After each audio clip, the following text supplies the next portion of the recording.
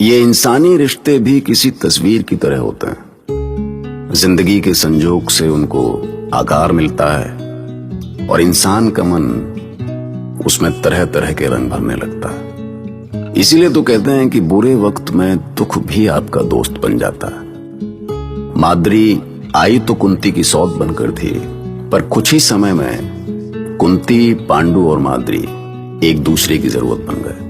मैंने कुंती और माद्री के संबंधों को बहुत करीब से देखा। मैं आकाश हूं, वो आंख जो रिश्तों की गहराई जानती है और उनका उथलापन भी। अब राजमहल के लोग हैरान थे कि दो सौतों के बीच ऐसा प्यार कैसे हो सकता है, जबकि राजमाता सत्यवती और पितामह भीष्म की चिंता अभी भी वही बनी हुई थी, क्योंकि गांधारी और कुंती की ओर से अभी तक कोई अच्छी खबर नहीं आई थी। इसीलिए उनकी सारी उम्मीदें माद्री पर टिकी थीं।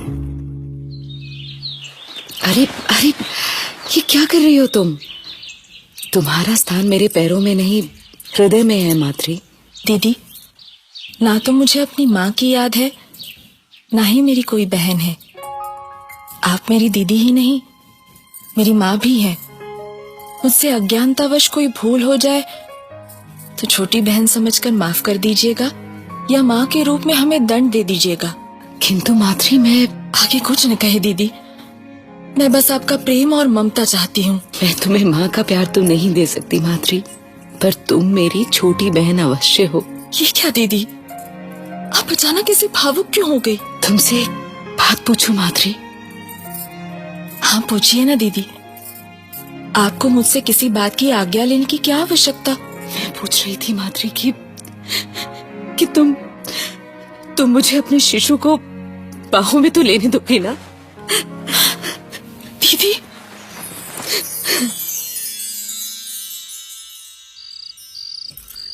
स्वामी, दासी बता रही थी कि माद्री बहुत सुंदर हैं।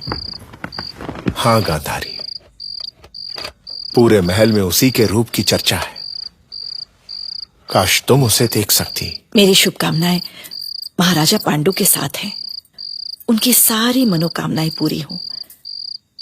मैं उनकी खुशियों में ही अपनी खुशी ढूंढ लूंगी। तुम्हें पता नहीं है गांधारी, पांडु का विवाह उसकी खुशी के लिए नहीं, संतान के लिए हुआ है। यह विवाह केवल उत्तराधिकारी के लिए कराया गया है, क्योंकि तात चाहते हैं कि पांडु का पुत्र मुझसे पहले हो और वो सिंहासन पर बैठे। किंतु तात ऐसा क्यों चाहेंगे स्वामी? हमारा पुत्र भी तो युवराज हो सकता है। जो पहले आएगा वही युवराज होगा गांधारी।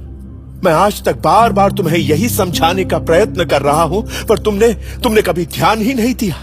मेरे ध्यान देने ना देने से क्या होगा आर्य? जो ईश्वर की इच्छा होगी वही होगा। नहीं, ईश्वर की कोई इच्छा नहीं होती कुंती, वो हमारी इच्छाएं पूरी करता है। इसलिए तुम अपनी इच्छा बताओ कुंती। मैं कोई इच्छा नहीं कहूंगी महाराज, नहीं तो आप कहेंगे कि मैं राजकाज में बाधा डाल रही हूँ। क्यों माद्री, यही कहेंगे ना महाराज? मुझे बीच में क्यों डाल रही हैं दीदी? मैं तो आप दोनों के पीछे पीछे चलने वाली हूँ। मैं तुम दोनों के मन की बात समझ गया। तो आप ही बता दे महाराज, वैसे भी निर्णय तो आपको ही लेना है। तुम्हें राजमहल से अवकाश चाहिए, है ना? पर यह केवल तुम्हारी ही नहीं, मेरी भी इच्छा है। मेरा मन कहता है कि भ्राता धृतराष्ट्र को भी सिंहासन पर बैठने का अवसर मिलना चाहिए। हम तो यही कामना करेंगे महाराज कि आप दोनों भ्राताओं का प्रेम और भी गहरा हो। पर आपने अभी तक ये नहीं बताया कि इस अवकाश में हमें चलना कहाँ है? चलना कहाँ है, ये निर्णय तुम दोनों करोगे।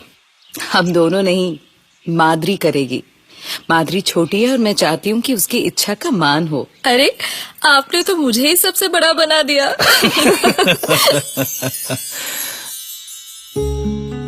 तो भैया, वो समय आया जब महाराज ने ऐसा फैसला सुना दिया जिसकी किसी को उम्मीद नहीं थी। अब देखिए, वो ये फैसला करते या न भी करते तो क्या हालात बदल जाते? क्या शकुनी की चालें और धृतराष्ट्र की बेचैनी रुक जाती?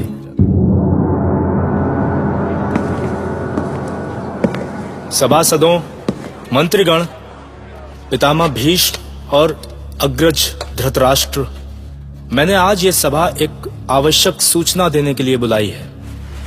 जब से मुझे हस्तिनापुर के सिंहासन का कार्यभार मिला है, मैं पूरे मनोयोग से प्रजा की सेवा करता आ रहा हूं, किंतु अब मैं कुछ समय का अवकाश चाहता हूं और मेरे इस अवकाश की अवधि में राज्य का कार्यभार ज्येष्ठ भ्राता धृतराष्ट्र संभालेंगे। मैं हस्तिनापुर का ये राज मुकुट भ्राताश्री को समर्पित करता हूं। महाराज पांडु की जय! महाराज पांडु की जय! पांडु, मेरे भ्राता, मेरे अनुज, इतना बड़ा बलिदान, ऐसा महान त्याग, तुम धन्य हो अनुज। मैं तुम्हारे सुखमय अवकाश की कामना करता हूं, पर भ्राता, तुम अवकाश से शीघ्र लौटना। तुम्हारी अनुपस्थिति में यह हस्तिनापुर मेरे जैसा ही दृष्टिहीन रहेगा। धृतराष्ट्र, अब आप हस्तिनापुर के महाराज हैं। सिंहासनासीन होकर इसके दृष्टिहीन होने जैसी कठोर कल्पना करके हस्तिनापुर की गौरवमयी परंपरा को धूमिल न करें। राजा के मुख से निकले एक एक शब्द बहुमूल्य होते हैं, इसीलिए महाराज का एक एक वचन भरत वंश की महान परंपरा के अनुकूल होना चाहिए। आप हस्तिनापुर के सिंहासन पर बैठने वाले पहले राजा नहीं हैं महाराज। और राजा कोई भी हो, उसे राजसभा का विश्वास प्राप्त करना होता है, न कि सत्ता के दृष्टिहीन होने की कल्पना करना। कभी अनुज पांडु को राजपद देते हुए स्वयं तात भीष्म ने कहा था कि हस्तिनापुर का सम्राट अंधा नहीं हो सकता, पर आज उन्होंने ही एक अंधे को राजपद दिया। आश्चर्य है विदुर कि अचानक तात के मन में ऐसे विचार कहां से आ गए। लगता है आपने तात के शब्दों का अर्थ ही नहीं समझा महाराज। अब ये मत कह देना विदुर कि मैं अंधा होने के साथ साथ बहरा भी हूं। क्षमा करें महाराज, मैं ऐसा नहीं कह सकता, पर आपको राजपद दिया जाना कोई अनोखी घटना नहीं है। महाराज पांडु की अनुपस्थिति में सिंहासन के अधिकारी आप ही हैं। ये तो उसी समय तय हो गया था जब आपको युवराज पद दिया गया था। तुम नीतिज्ञ हो विदुर, विद्वान भी हो, पर इसका अर्थ ये नहीं कि हर बात को अपनी सुविधा में रखने लगो। कभी कभी तो मुझे लगता है कि तुम्हारी नीति शब्दों के खेल से अधिक कुछ नहीं है। आप जो चाहें कह सकते हैं, आप महाराज हैं। प्रकृति के इन मनोहर दृश्यों, झरनों के संगीत, पंछियों के कलरव से दूर राजकाज संभालना कितना कठिन है, ये मुझे आज अनुभव हो रहा है कुंती। ये तो अपना अपना स्वभाव है स्वामी। सत्ता का सुख कौन नहीं भोगना चाहता, पर आपको प्रकृति के बीच अच्छा लगता है। मुझे ही क्यों, क्या ये तुम्हें अच्छा नहीं लगता कुंती? माद्री, तुम्हें अच्छा नहीं लगता? मुझे वन विहार बहुत प्रिय है स्वामी, और आपके साथ तो ये अनुभव दिव्य हो गया है। माद्री ने आपके मन की बात कह दी। यही सुनना चाहते थे ना? सत्य भी यही है। प्रकृति के बीच हमारे साथ से सुखद और क्या हो सकता है?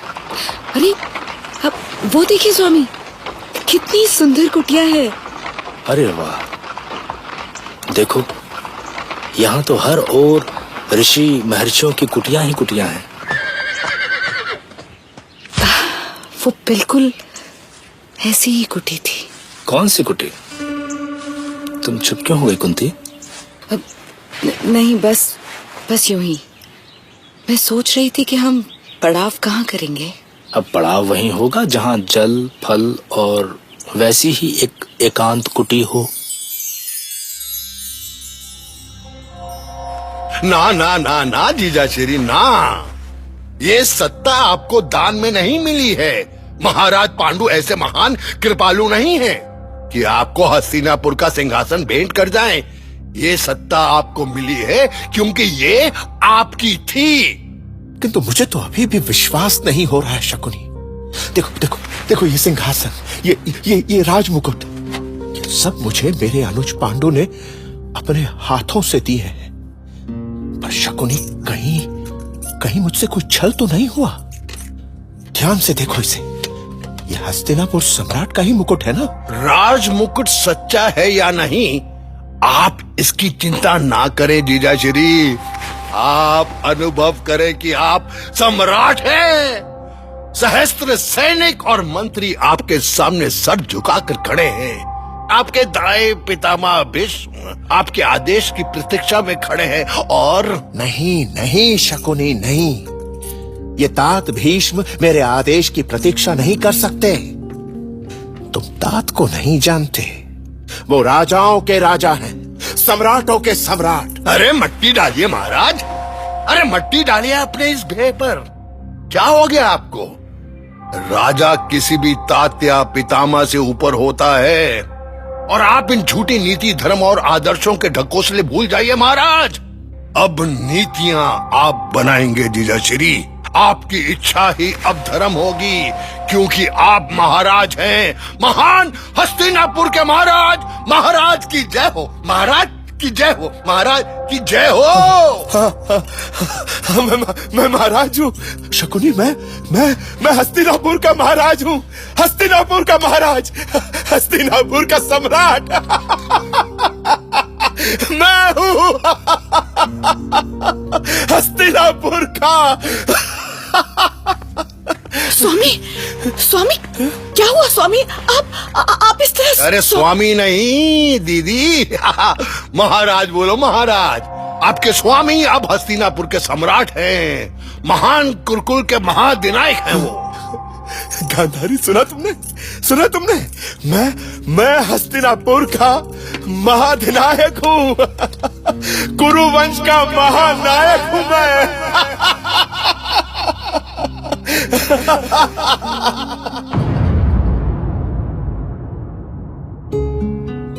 अब धृतराष्ट्र ने सपने में भी कभी नहीं सोचा था कि किसी दिन अचानक बिना कोशिश किए उन्हें हस्तिनापुर का सिंहासन मिल जाएगा।